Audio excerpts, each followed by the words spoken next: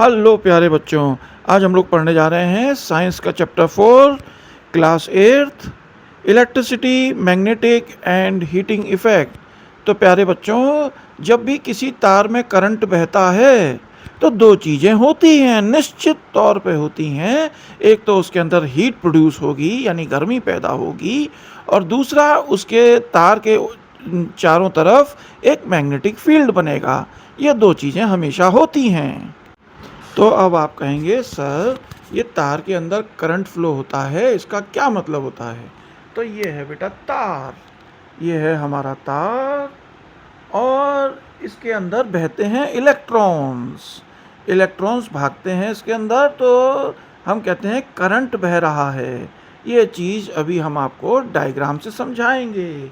इस तार में करंट कैसे बहता है, आइए समझते हैं कि ये क्यों होता है। तो आइए प्यारे बच्चों, इसको ऐसे समझते हैं कि तार होता है एक रास्ते की तरह, एक रोड की तरह, और इसमें इलेक्ट्रॉन्स भरे हुए होते हैं। ठीक है, तो अभी तो ये इलेक्ट्रॉन्स ऐसे ही बैठे हुए हैं, मगर जब आप इसे बैटरी से कनेक्ट करेंगे या आप इसे बिजली से कनेक्ट करेंगे इस तार को, तो इसमें ये इलेक्ट्रॉन्स बहने लगेंगे एक सीधी रेखा में। जैसे मान लीजिए कि आप स्कूल की तरफ लाइन, अपने क्लास की तरफ लाइन बना के जाते हैं, उसी तरह ये इलेक्ट्रॉन्स भी एक लाइन बनाकर चलते हैं। कहाँ से कहाँ तक? बैटरी के पॉजिटिव टर्मिनल से बैटरी के नेगेटिव टर्मिनल की तरफ। ठीक है, तो इनके फ्लो को ही हम इलेक्ट्रिक करंट बोलते हैं। आइए इसे और विस्तार से समझते हैं। तो देखिए प्यारे बच्चों, अब हमने इस तार को बैटरी से जोड़ दिया, बैटरी यानी किसी सेल से जिसमें था पॉजिटिव और नेगेटिव टर्मिनल। अब ये बिल्कुल सीधे साधे बच्चों की तरह, जैसे आप अपने क्लास में लाइन लगा के जाते हैं, वैसे ये इलेक्ट्रॉन्स भागने लगते हैं। इसी इलेक्ट्रॉन्स के फ्लो को, भागने को हम कहते हैं इलेक्ट्रिक करंट। तो मज़े की बात यह है कि करंट बहता है पॉजिटिव टर्मिनल से नेगेटिव टर्मिनल्स की तरफ, मगर इलेक्ट्रॉन्स बहते हैं इसके विपरीत डायरेक्शन में। समझ गए? और इसको विस्तार से बताते हैं। हाँ, तो जैसे करंट बह रहा है पॉजिटिव से नेगेटिव टर्मिनल की तरफ, मगर इलेक्ट्रॉन्स का जो बहना होता है वो होता है नेगेटिव से पॉजिटिव की तरफ, यानी ये एक दूसरे के विपरीत होता है। जैसे करंट जा रहा है ईस्ट टू वेस्ट, तो इलेक्ट्रॉन्स भाग रहे होंगे वेस्ट टू ईस्ट, ऐसा मान लीजिए। तो प्यारे बच्चों, दो सिद्धांत पकड़ के चलिए कि अगर किसी भी तार में करंट बह रहा है तो उसके चारों तरफ मैग्नेटिक फील्ड बन रहा होगा, और उसमें हीटिंग भी हो रही होगी तार के अंदर। ठीक है? हाँ प्यारे बच्चों, तो अब आगे चलते हैं। देखिए, हर एक तार में जिसमें करंट बह रहा है उसके चारों तरफ मैग्नेटिक फील्ड बन रहा है और हीटिंग भी हो रही है। ये सिद्धांत क्लियर है? अब कैसे पता लगाएं? तो एक मैग्नेटिक निडल आती है। आप जैसे ये तार बिजली के जा रहे हैं, इसके आसपास रखिए उस निडल को, तो हल्का फुल्का मूवमेंट शो करेगी। उससे ये सिद्ध होगा कि हाँ, इसके चारों तरफ मैग्नेटिक फील्ड है। मगर ये इतना कमज़ोर होता है, तो इसके लिए हम क्या करते हैं, फिर एक कॉइल बनाते हैं, तार का को कॉइल के रूप में लपेटते हैं। ठीक है, और उस कॉइल में से जब आप करंट पास करेंगे और फिर निडल ले जाएंगे तो वो थोड़ा मूवमेंट और ज़्यादा शो करेगी। अब उसको और तगड़ा करने के लिए, मैग्नेटिक इफेक्ट को और तगड़ा करने के लिए, उस कॉइल के अंदर एक सॉफ्ट आयरन कील घुसा दीजिए। ठीक है, तो वो और तगड़ी मैग्नेट हो जाएगी। और इसको इसको आप हमारी बात मत मानिए और मैग्नेटिक निडल को रख के देखिए तो वो मूवमेंट शो करेगी। आइए इसको चित्र के माध्यम से समझते हैं। हाँ, तो प्यारे बच्चों, इसको एक डायग्राम के माध्यम से समझते हैं। अब देखिए, ये तार था, इसकी हमने कॉइल बना दी और इस सर्किट को पूरा कर दिया, यानी कि ये सेल से हमने इसको जोड़ दिया। अब क्या होगा कि करंट बहेगा पॉजिटिव टर्मिनल से नेगेटिव टर्मिनल की तरफ, ऐसे। ठीक है, ऐसे करंट बहेगा, और ये जो कॉइल है, अब इसके अराउंड मैग्नेटिक इफेक्ट पैदा हो जाएगा, और वो इफेक्ट आप मैग्नेटिक निडल से देख सकते हैं। अब ये ऐसे हिलेगी, टू टू टू, यानी मैग्नेटिक इफेक्ट पैदा हो रहा है।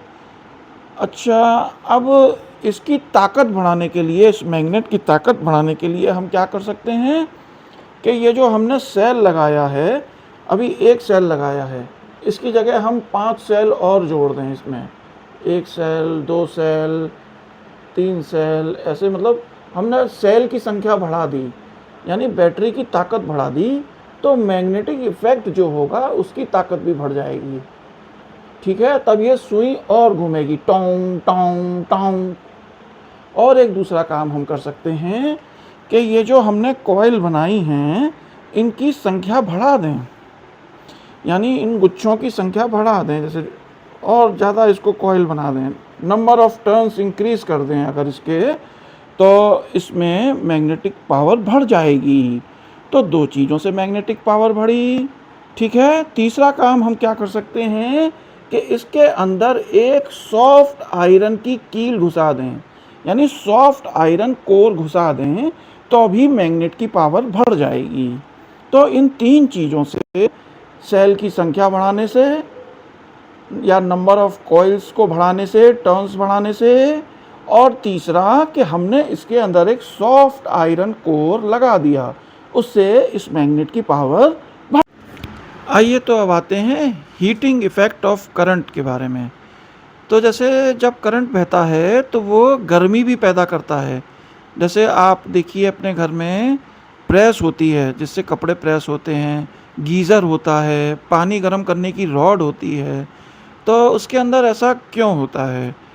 जैसे मान लीजिए हमने बताया था कि तार एक रास्ता है बेटा, रोड है, उस रोड पे गाड़ियाँ चल रही हैं, यानी इलेक्ट्रॉन्स चल रहे हैं। तो जब गाड़ी चलती हैं तो तार के अंदर जो इर्रेगुलरिटीज़ वगैरह हैं वो रेजिस्टेंस पैदा करती हैं, जैसे उनसे वो टकराती है। तो जब कार टकराती है तो हीट पैदा होती है। इसी तरह से तार के अंदर जब इलेक्ट्रॉन्स बहते हैं तो तार के अंदर टकराते हुए चलते हैं, रेजिस्टेंस उसके एटम से, उसके मॉलिक्यूल से वो टकराते हुए चलते हैं, तो वो हीट पैदा करते हैं। अब जैसे इंसान ने ढूंढ के निकाला कि बहुत से तार ऐसे हैं जिसके अंदर ये रेजिस्टेंस बहुत ज़्यादा है, तो जब करंट बहता है तो वो इतना टकरा टुकरू के इलेक्ट्रॉन्स निकलते हैं कि वो बहुत गर्म हो जाता है। जैसे नाइक्रोम वायर है मान लीजिए, उसका रेजिस्टेंस बहुत ज़्यादा है, जब अंदर इलेक्ट्रॉन्स बहे तो बहुत टकरा टुकरू के धाड़ धूम धड़ा बॉक्सिंग करते हुए निकले उसके एटम से, तो उसमें हीट ज़्यादा उत्पन्न हुई। और उतना ही लंबा अगर आप एक कॉपर का टुकड़ा लेंगे, यानी कि कॉपर एक दूसरा मेटल है, उसका टुकड़ा लेंगे, तो उसमें रेजिस्टेंस कम है, तो जैसे इलेक्ट्रॉन आसानी से निकल गए, तो इतनी हीट उत्पन्न नहीं हुई। आपकी बात समझ में आई? तो ये डिपेंड करता है मेटल या मटेरियल के रेजिस्टेंस पे। तो नाइक्रोम वायर का रेजिस्टेंस ज़्यादा था, इसलिए उसमें मार धाड़ धूम करते हुए इलेक्ट्रॉन्स आगे बढ़े। जैसे एक भीड़ भाड़ वाली सड़क पे कार निकल रही है तो लोगों को टकराते हुए ठोकते हुए जाएगी, तो गर्मी पैदा होगी बेटा। तो उसी का फ़ायदा उठाते हुए नाइक्रोम वायर को लोगों ने हीटर की कॉइल में, प्रेस में, इन सब चीज़ों में यूज़, तो नाइक्रोम वायर को यूज़ करना शुरू कर दिया, क्योंकि उसमें हीटिंग ज़्यादा होती थी प्यारे बच्चों। ठीक है, तो ये हीटिंग इफ़ेक्ट हो गया। तो प्यारे बच्चों अब आते हैं हम लोग सेल के ऊपर। तो ये एक ड्राई सेल है जो हम अपने घरों में यूज़ करते हैं, इट्स अ ड्राई सेल। ठीक है, इसके अंदर आप देखेंगे तो ऊपर पॉजिटिव टर्मिनल है, नीचे नेगेटिव। ये मेटल की कैप है, बीच में अगर आप इसको देखेंगे तो एक कार्बन रॉड पड़ी होगी, इलेक्ट्रोलाइट होगा और जिंक कंटेनर होगा। तो ये ड्राई सेल है, जब तक इसके अंदर इलेक्ट्रोलाइट में ताकत है, अंदर जो इसका इलेक्ट्रोलाइट भरा हुआ है वो मतलब लिक्विड फॉर्म में नहीं है, सूखा है, इसलिए ड्राई है, मतलब कोई ऐसा केमिकल जो है लिक्विड फॉर्म में नहीं है इसके अंदर, तो ये ड्राई है। ये क्या है, जैसे इसकी इलेक्ट्रोलाइट की पावर ख़त्म हो गई अंदर, आपने इसको फेंक दिया, यानी ये एक बार आपने यूज़ किया, इसकी पावर गई, आपने फेंक दिया। एक रिचार्जेबल होते हैं, जैसे मान लीजिए कि आपके मोबाइल में, आपके लैपटॉप में भी बैटरी पड़ी हुई है, मगर वो रिचार्जेबल है, उसमें आपने प्लग लगाया, तो प्लग लगाने से क्या होता है कि उसके अंदर जो इलेक्ट्रोलाइट होते हैं वो फिर से चार्ज हो जाते हैं, उनमें फिर से जान आ जाती है, वो फिर काम करने लगते हैं। जैसे आपका मोबाइल दिन भर में आप चार्ज करते ही होंगे इसको एक आध बार तो ये रीयूजेबल हैं, रिचार्जेबल, ठीक है। तो ये हो गए आपके ड्राई सेल, रिचार्जेबल बैटरीज।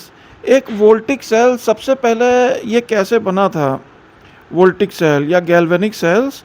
तो ये दो इटालियन साइंटिस्ट थे जिन्होंने मिलके बनाया। उन्होंने क्या किया ना कि दो मेटल रॉड ली जो डिफरेंट मटेरियल की बनी हुई थी, और एक लिक्विड जिसको इलेक्ट्रोलाइट उन्होंने बोला उसको उसमें डाल दिया। यानी आप समझिए एक गिलास लीजिए, गिलास में दो मेटल की रॉड डालिए अलग अलग, ठीक है। उसको उसके अंदर नमक का सॉल्यूशन भर दीजिए, यानी कोई इलेक्ट्रोलाइट होना चाहिए। तो जब आप उनको कनेक्ट करेंगे दोनों को तो इलेक्ट्रॉन्स बहना शुरू हो जाएंगे। और वो कब तक बहेंगे कि जब तक वो जो जैसे नमक का सॉल्यूशन मान लीजिए हमने भरा, तो जब तक वो नमक के सॉल्यूशन में जान रहेगी तब तक। जब वो बेकार हो जाएगा नमक का सॉल्यूशन तो फिर आप उसमें नया सॉल्यूशन बना के डालिए, ठीक है। तो ये था वोल्टिक या गैल्वेनिक सेल्स। दो मेटल्स लिए, दोनों अलग अलग प्रकार के, और उसके अंदर भरा आपने इलेक्ट्रोलाइट और उन दोनों को जोड़ा तो इलेक्ट्रिक करंट बहना चालू हो गया, फ्लो ऑफ इलेक्ट्रॉन्स चालू हो गया। तो ये वोल्टिक या गैल्वेनिक सेल की कहानी है।